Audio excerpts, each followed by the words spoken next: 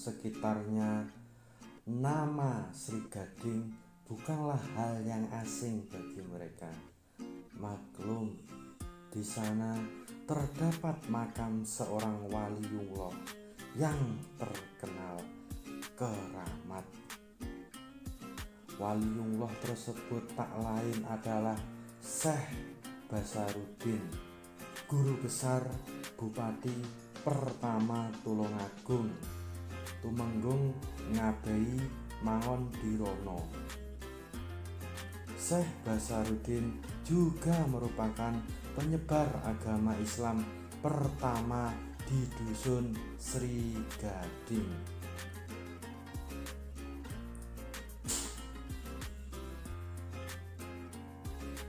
Awalnya, Syekh Basaruddin mendirikan sebuah surau kecil untuk menunjang kegiatannya dalam berdakwah. Selanjutnya, beliau mendatangi rumah-rumah penduduk dan mengenalkan agama Islam kepada mereka dengan santun dan penuh toleransi. Cara dakwah demikian ternyata mendapat sambutan hangat dari mereka, hingga akhirnya beliau sukses mengislamkan penduduk Sri Gading dan sekitarnya.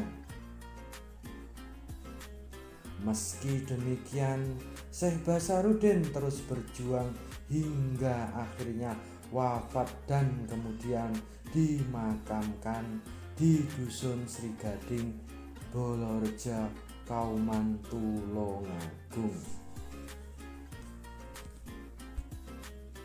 Berdasarkan penuturan juru kunci makam yang bernama Mbah Burhanuddin atau yang akrab disebut Mbah Mur, mengatakan memang banyak para peziarah yang berwasilah ke makam Syekh Basaruddin.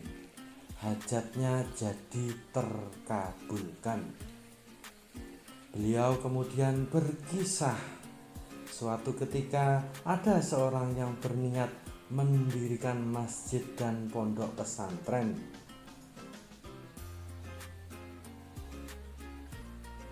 Mbah Mur kemudian menyarankan orang tersebut untuk berziarah ke makam Syekh Basaruddin. Setelah berziarah selama 41 hari di makam Syekh Basaruddin, orang tersebut lantas pulang ke rumah. Betapa terkejutnya ia melihat di rumahnya terdapat material bangunan yang sudah lengkap. Sebagai rasa wujud syukurnya, orang tersebut kemudian menggelar acara tahlil di makam Syekh Basaruddin selama seminggu. Namun suatu hari orang tersebut datang lagi ke kediaman Mbah Bur. Ia menyatakan ingin mendirikan menara di samping masjid, tapi lagi-lagi tak punya dana untuk membangun.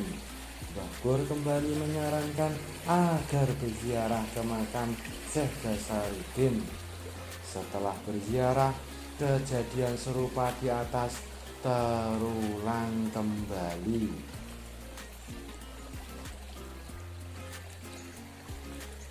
Kisah lain, ada seorang yang sedang menghafal Al-Quran merasa kesulitan untuk menghatamkan. Padahal hanya tinggal 2 juz terakhir. Ia merasa gundah dan gelisah dan akhirnya sowan kepada sejumlah kiai untuk meminta petunjuk. Tetapi oleh salah satu seorang kiai yang berdomisili di Mojokerto, ia justru dimarahi. Nyapo awakmu bingung-bingung? Ziarah ning Syekh Basaruddin kono lho, kata sang kiai. Ia kemudian berziarah ke makam Syekh Basaruddin dan menghafal Al-Quran. Anehnya, Dalam tempo hanya 1 minggu ia langsung hatam.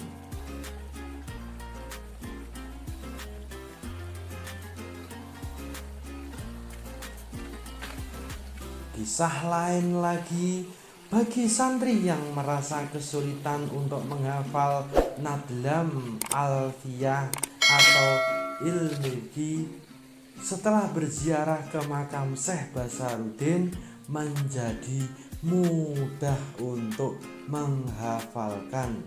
Selain itu, bagi yang memiliki masalah dengan perjodohan, ingin mencalonkan diri menjadi seorang kepala desa, bupati, dan lain-lain, biasanya setelah berziarah ke makam Syekh Basaruddin, umumnya banyak yang berhasil. Saat kita berkunjung ke makam Syekh Basaruddin, kita bertemu dengan seorang yang sudah 7 bulan tinggal di makam sini dan mengabdi dan bersih-bersih di tempat makam tersebut. Beliau juga hobi mengkoleksi keris-keris yang berpetuah. Jika Anda tertarik, silakan datang dan bertanya komunikasi dengan beliau. Seperti apa penjelasannya? Mari kita simak.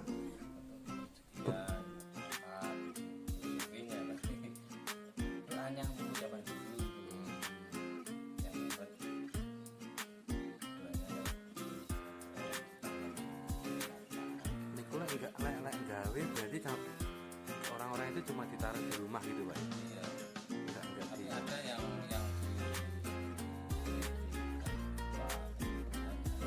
baru-baru ini saya karena saya mengadah hajat padahal saya juga nggak bisa, cuman biasanya orang kayak gitu.